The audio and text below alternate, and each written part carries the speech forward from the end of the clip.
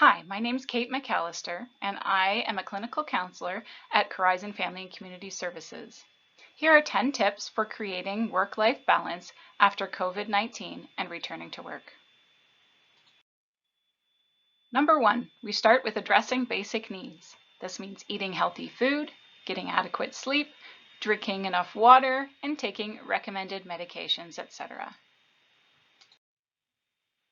Number 2, make time for physical activity.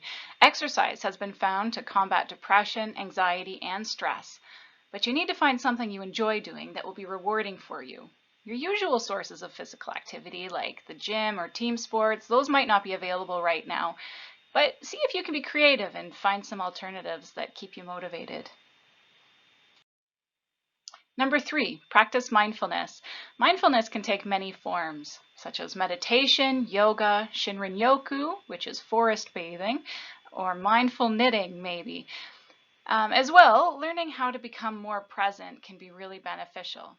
A good way to start this process is by learning how to breathe slowly into your belly and exhaling for twice as long. Then focus on each of your senses in turn to ground yourself in the present moment. This is really good for times that you feel overwhelmed. Number 4, take a break. It's important to take breaks and vacations and try not to work through lunch all the time, and definitely find times for activities that make you feel happy and alive. Number 5, you may want to think about evaluating your values and priorities. For some of us, the pandemic has led us to reevaluate values and the role they play in our life. What about things like family, hard work, leisure, compassion, health, nature? These are just some of the things that you may have reconsidered and would like to make changes going forward in your life.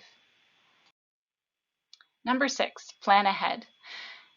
Getting organized, creating lists and schedules can go a long way for relieving some of the stress. In addition, it's important to schedule enough time for the things you need to get done. And take care of loose ends before you leave work for the day. Number 7, have reasonable expectations of yourself. That means being gentle with yourself. You may not be as productive as you usually were, given the stress and pressure you've been under for a long time now, and adjusting to new ways of doing things can take time.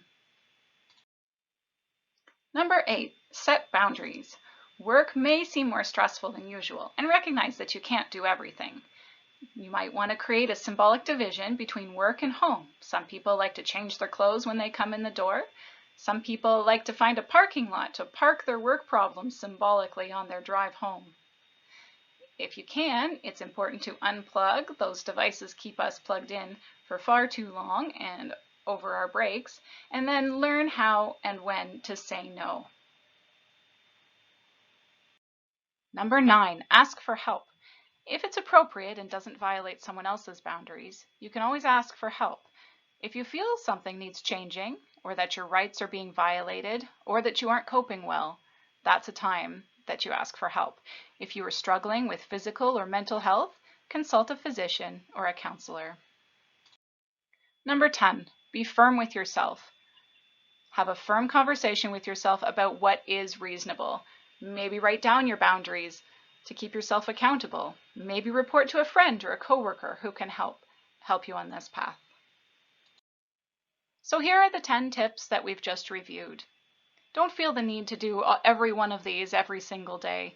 Just recognize that there's certain areas that could use improvement when it comes to coping and work-life balance, and see if you can make subtle changes that can make a real difference in your daily life. Thanks for tuning in.